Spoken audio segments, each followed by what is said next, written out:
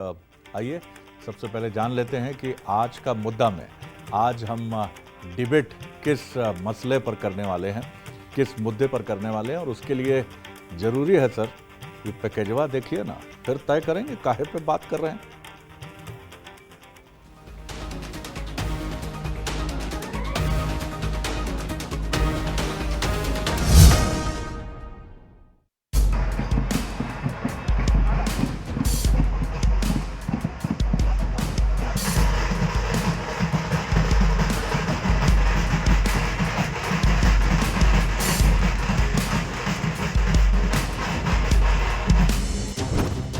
ये तस्वीर नहीं, मुकम्मल बयान है। बयान अपने घर छिंदवाड़ा में नाथ के अकेले पड़ने का। बयान बीजेपी के नाथ का किला फतह करने के लिए पूरी ताकत लगाने का। क्या पिछले कुछ वक्त में कमलनाथ की पकड़ छिंदवाड़ा में ढीली पड़ी है? क्या नकुलनाथ को लेकर स्थानीय संगठन में नाराजगी है? ये सवाल इसलिए उठ रहे हैं क्योंकि कांग्रेस के कई दीपक बीजेपी में उजाला कर रहे हैं, तो दीपक सक्सेना को लेकर अटकलों का बाजार गर्म। सीएम मोहन यादव और प्रदेश अध्यक्ष वीडी शर्मा के बयान नाथ के दीपक के कमल को रोशन करने के संकेत दे रहे हैं। वरिष्ठ नेता है, आना चाहिए, बड़े आदमी है, अपने छिंदवाड़ा में बड़ा वजन है, मेरे से मिल जाएगा। आज छिंदवाड़ा में नया इतिहास बनने जा रहा है। छिंदवाड़ा के चुनाव में भारतीय जनता पार्टी ऐतिहासिक बहुमत से दीपक सक्सेना जी के घर आया हूँ। पूरी कांग्रेस आज छिंदवाड़ा में भारतीय जनता पार्टी में सम्मिलित हो रही है। दीपक सक्सेना जी के घर आया हूँ, सम्मान के साथ बात हुई है, बिल्कुल हुई। कमलनाथ ने सोमवार को दीपक सक्सेना को मनाने की हर संभव कोशिश की थी, पर लगता है दीपक 40 साल पुराना साथ छोड़ने का मन बना चुके हैं। साफ तो कुछ नहीं कहते, पर इशारों में बड़े संकेत जरूर दे रहे हैं। सीएम मेरे घर पे आए, इसकी मैंने स्वागत किया है। जनरल चर्चा हुई, ऐसी कोई खास आज बात हुई नहीं। ज्वाइनिंग को लेकर कुछ ज्वाइनिंग का अभी आज तो कोई मुद्दा नहीं था। बेटे ने मेरे ज्वाइन किया है, मैंने अभी तक तो नहीं किया। जनरल चर्चा हुई, अब मेरे घर आए थे तो मैंने उनको स्वागत किया। सर आप साथ में ज्वाइन करने वाले हैं सर आगे? अभी कुछ क्लियर नहीं है। कमलनाथ और नकुलनाथ के बीजेपी में जाने का सियासी ड्रामा कई दिन तक चला था। नाथ तो नहीं आए, लेकिन उनके कई करीबियों ने हाथ का साथ छोड़ा। 24 के महासंग्राम के पहले दीपक सक्सेना को बीजेपी की तरफ से इतनी तवज्जो मिलना बताता है कि छिंदवाड़ा इस बार बीजेपी के मिशन में है। तभी तो सरकार कमलनाथ के हनुमान कहे जाने वाले दीपक सक्सेना के घर पहुंची। घर का सफर बीजेपी ने तय कर लिया है। अब सवाल ये है कि क्या दीपक नाथ का साथ छोड़कर कमल का सफर पूरा करेंगे? नमस्कार, मैं हूं शरद द्विवेदी और आज शुरुआत बशीर बद्र साहब के एक बेहद खूबसूरत शेर से, जो दुनिया के मिजाज की बात बड़ी खूबसूरती से कहता है। कोई हाथ भी न बढ़ाएगा गर गले मिलोगे तपाक से। ये नए मिजाजों का शहर है, जरा फासले से मिला करो। जी हाँ, जी हाँ, जी हाँ, बच्चन साहब की तरह बोलें तो कुछ ऐसे ही बोलेंगे सर, कि दिलवा जो है ना टूट टूट के उसका टुकड़ा भी नहीं मिलेगा सर। किन पे भरोसा करते हैं? अरे हमारे भरोसे के हैं भाई। अरे जैसे दाहिना हाथ है वैसे बायां हाथ है।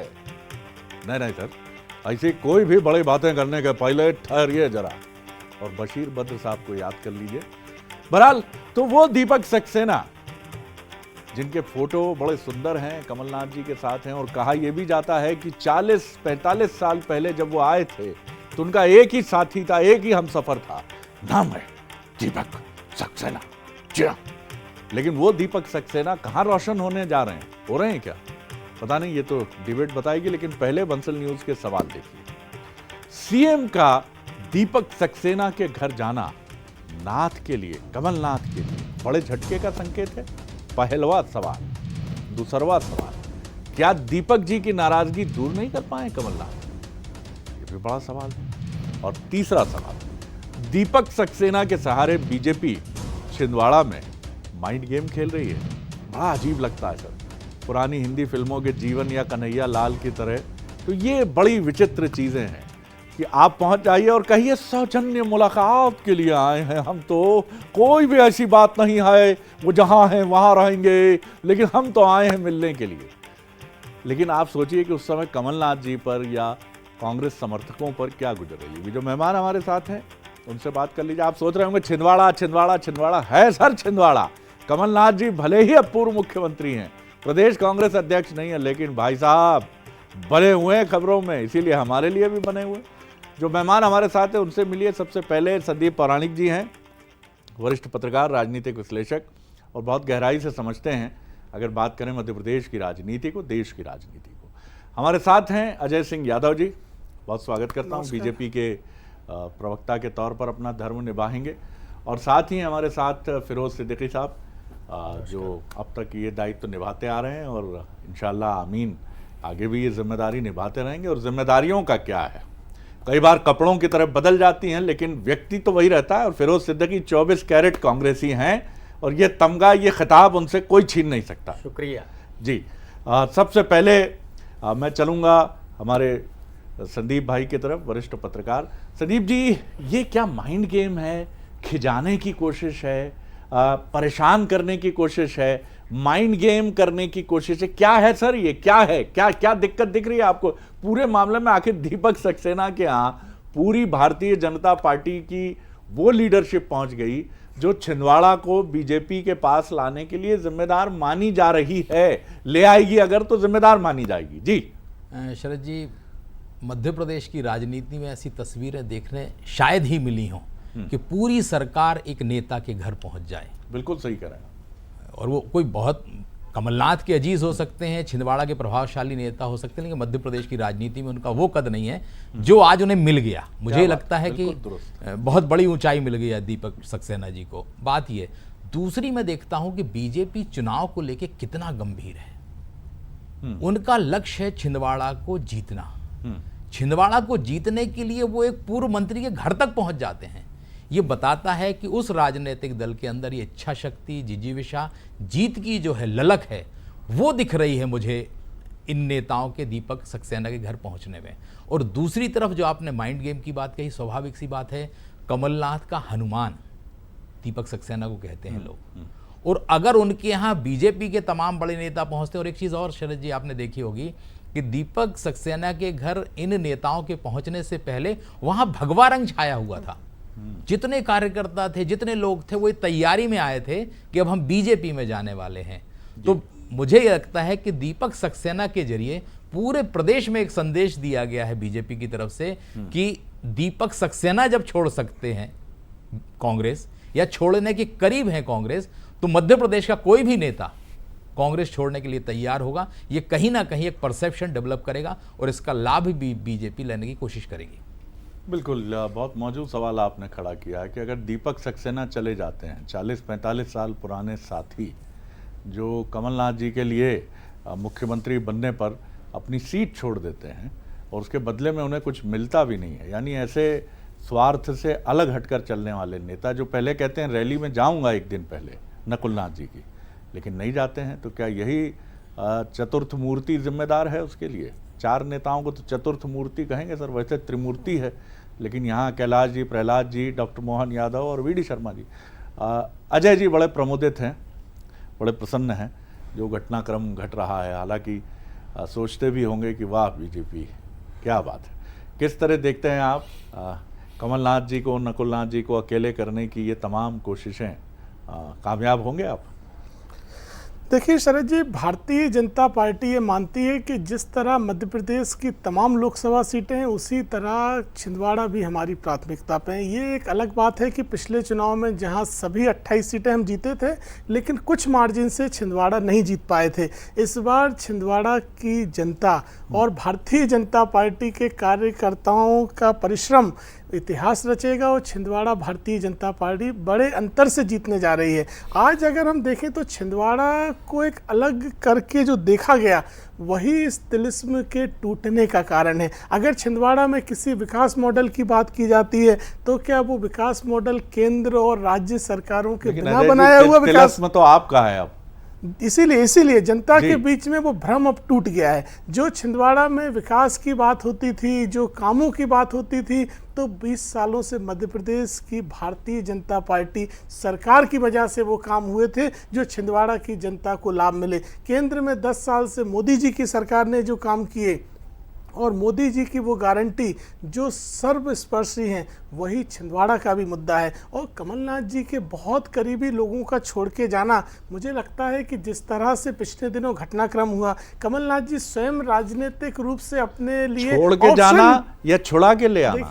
देखिए शरद जी, प्रत्येक व्यक्ति राजनीतिक क्षेत्र में अपना स्वतंत्र निर्णय लेता है। तो कांग्रेस पार्टी की जो रीति नीति पिछले दिनों रही है, जो आम जनता से बिल्कुल दूर हो गई है, भगवान राम का मंदिर का मुद्दा भी उसमें एक बड़ा मुद्दा है। ऐसे मुद्दे जिनसे कमलनाथ जी जैसे नेता की भी चर्चाएं आई कि वो शायद कोई विकल्प ढूंढ रहे हैं, तो उनके साथ में काम करते हुए लोगों ने भी ये सोचा कि आज उन्हें सही विकल्प की तरह जाना चाहिए।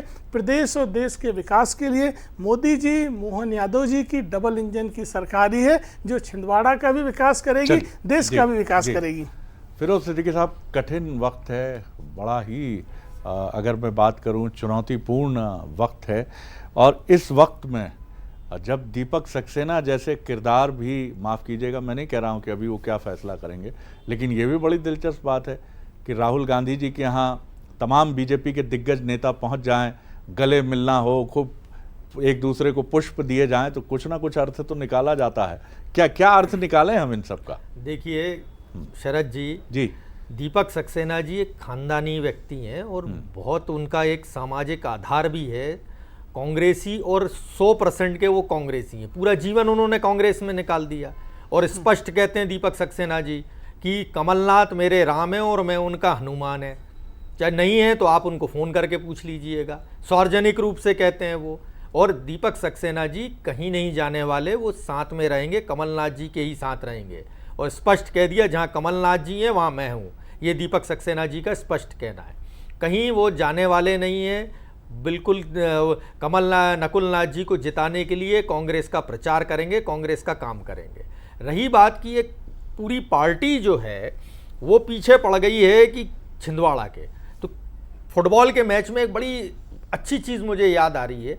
एक प्लेयर हुआ करते थे अर्जेंटीना के, डियागो मैराडोना, या आप देखिए अभी वर्तमान में पुर्तगाल के एक प्लेयर हैं क्रिस्टियानो रोनाल्डो। तो पूरी की पूरी जो अपोजिट टीम होती है वो क्रिस्टियानो रोनाल्डो के पीछे लग जाती है, और होता ये है कि जो बाकी के प्लेयर होते हैं वो गोल पे गोल दाग देते हैं। तो यही यहाँ होने वाला है कि हमारे जो रोनाल्डो हैं वो कमलनाथ जी है, और पूरी भारतीय जनता पार्टी जो है वो छिंदवाड़ा के पीछे लग गई है। तो होगा ये कि बाकी के जो लोग हमारे प्लेयर हैं वो इतने गोल दाग देंगे और आखिरी में जीत कांग्रेस की हो जाएगी। ये इनको आज समझा दे रहा हूं मैं।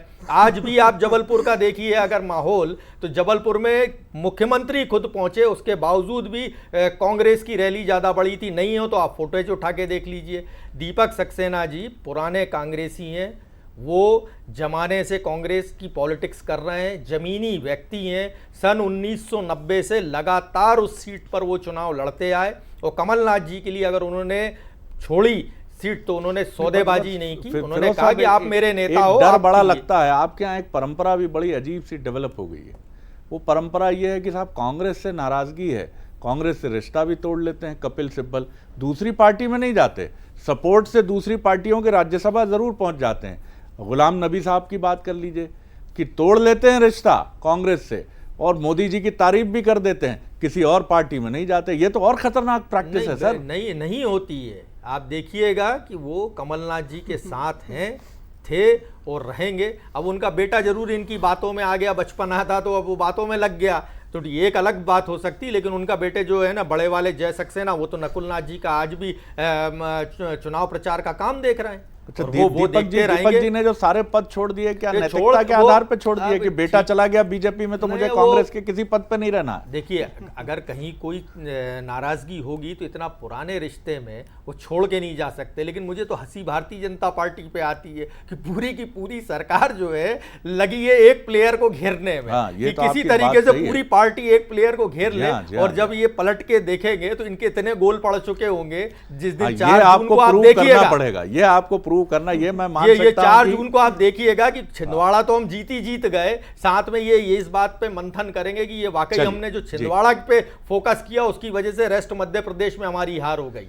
संदीप जी, मान लिया हमने कि डियागो माराडोना है कमलनाथ जी मैसी हैं और कमलनाथ जी रोनाल्डो हैं, तमाम चीज़ें हमने मान ली, लेकिन ये बताइए कि इस रोनाल्डो को बचाने के लिए दिल्ली में बैठे हुए जो अलंबरदार हैं, कोचेज हैं, क्या वो दीपक सक्सेना से पहले बात करके नहीं कह सकते कि दीपक जी क्या शिकायत है, क्या समस्या है? जब ज्योतिरादित्य सिंधिया जा रहे थे तब बात नहीं हो सकती। जब बिना पार्टी में शामिल हुए 4 दिग्गज, आपने बिल्कुल सही कहा कि ये पहला मौका मैं भी देख रहा हूं कि एक इस कद के जो राज्य स्तरीय नेता भी नहीं है, माफ कीजिएगा दीपक जी, लेकिन उनके यहां पहुंच जाते हैं। और कांग्रेस की तरफ से क्या कोशिशें हो रही हैं घर बचाने की? शरद जी, कांग्रेस में कम्युनिकेशन गैप अरसे से देख रहे हैं हम लोग। संवाद की परंपरा ही नहीं है।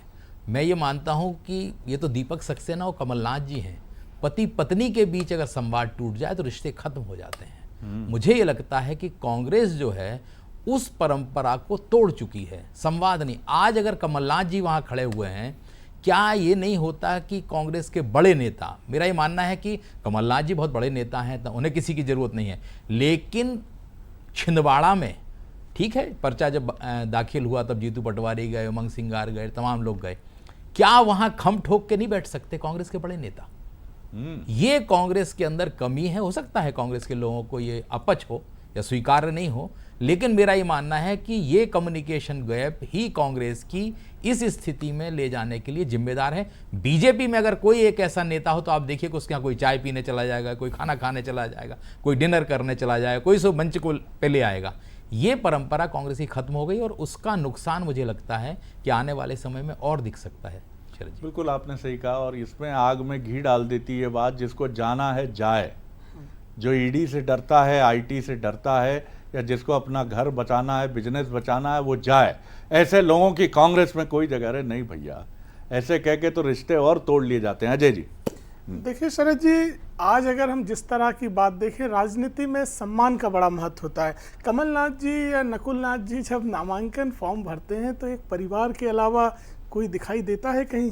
कोई कार्यकर्ता, कोई आम कार्यकर्ता जो 40 साल की यात्रा में उनके साथ रहा हो, तो वो सम्मान कहीं नहीं है। दूसरी तरफ भारतीय जनता पार्टी ने अपने एक कार्यकर्ता को कमलनाथ के खिलाफ खड़ा किया है। ऐसा नहीं है कि हम किसी बाहर से किसी नेता को लेके आए, तो ये भारतीय जनता पार्टी के संगठन की ताकत है। छिंदवाड़ा वो जिला है जो मोदी की गारंटी जिसे हम कहते हैं उसका गढ़ है, जहां सबसे ज़्यादा लाभ अगर मोदी जी की गारंटियों का मिला है तो वो छिंदवाड़ा में मिला है। तो हम जनता के बीच में उन मुद्दों के आधार पर वोट मांग रहे हैं। छिंदवाड़ा में भी गरीबों को प्रधानमंत्री आवास मिले हैं, छिंदवाड़ा के लाभार्थियों को भी प्रधानमंत्री मोदी की राशन योजना का लाभ मिल रहा है, जनधन खातों का लाभ मिल रहा है, और मुख्यमंत्री की जो योजनाएं हैं, देखिए